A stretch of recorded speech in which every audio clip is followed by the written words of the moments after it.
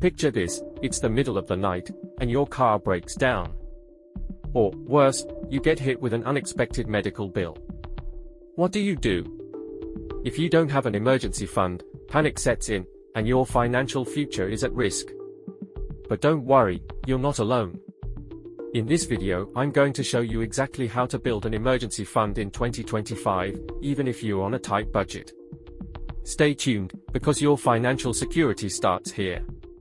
We've all been there, life throws curveballs, and if you don't have the cushion of an emergency fund, those moments can spiral into financial chaos. In 2025, with everything from inflation to unexpected medical costs rising, having an emergency fund is more important than ever. It's not just about avoiding stress, it's about securing your financial peace of mind. Let's be real for a second, no one wants to be stuck in an emergency situation without money to cover it, right? But here's the thing, building an emergency fund doesn't have to be overwhelming, even if you're living paycheck to paycheck. I'll show you exactly how to make it happen. Point 1. Why you need an emergency fund. First things first, why exactly is an emergency fund essential? It's the safety net that allows you to handle life's unpredictability.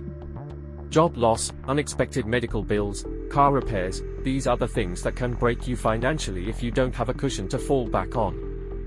But here's the truth that most people don't talk about, an emergency fund is not a luxury, it's a necessity. It's the difference between handling a crisis with confidence versus scrambling to pay bills with high-interest debt. Now, here's the catch, if you're living paycheck to paycheck, how do you actually build an emergency fund? It sounds impossible, right? Let's dive into exactly how to do this quickly, even if your budget is tight. Point 2. Set a realistic emergency fund goal. Step 1. Set a realistic goal. A general rule of thumb is to aim for 3 to 6 months worth of living expenses. But I get it, this might seem intimidating, especially if you're starting from scratch. So, here's a strategy, start small.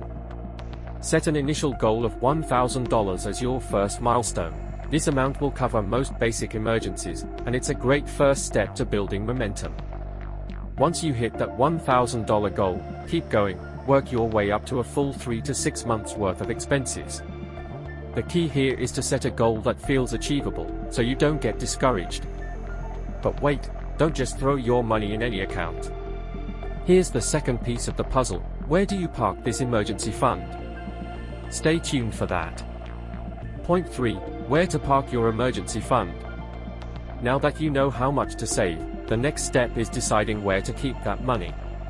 The goal here is safety and liquidity. You want easy access to your emergency fund, but you don't want it sitting in an account that offers no returns.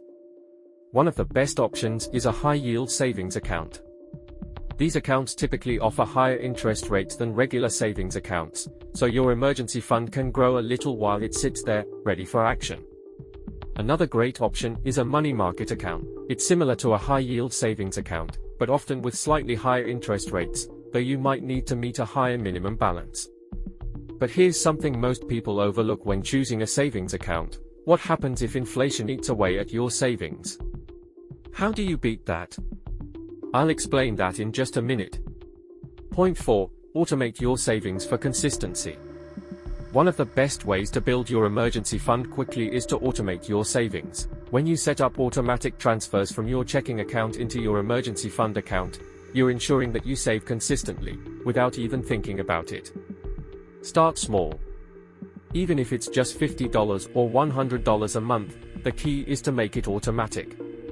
Over time, these small amounts add up and build your fund faster than you think. And when you get a raise or bonus, increase that amount. Every extra dollar you can throw at your emergency fund accelerates your progress. Now, don't get too comfortable with automatic.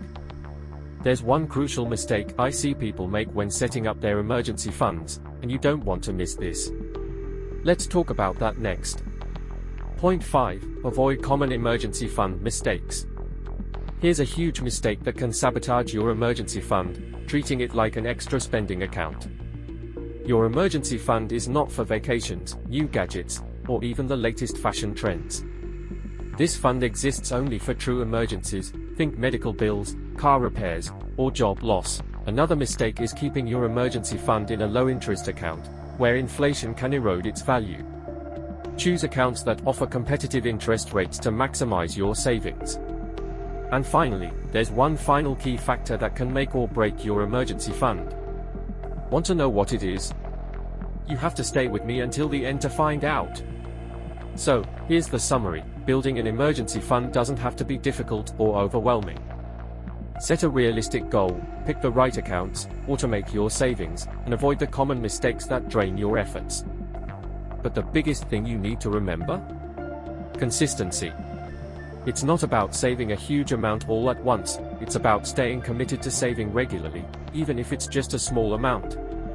Now, if you're ready to secure your financial future and start building your emergency fund today, hit that like button, subscribe for more actionable financial advice, and drop a comment below with your goal for your emergency fund.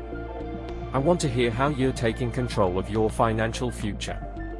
Stay smart, stay wealthy, and let's build that safety net together. See you in the next video.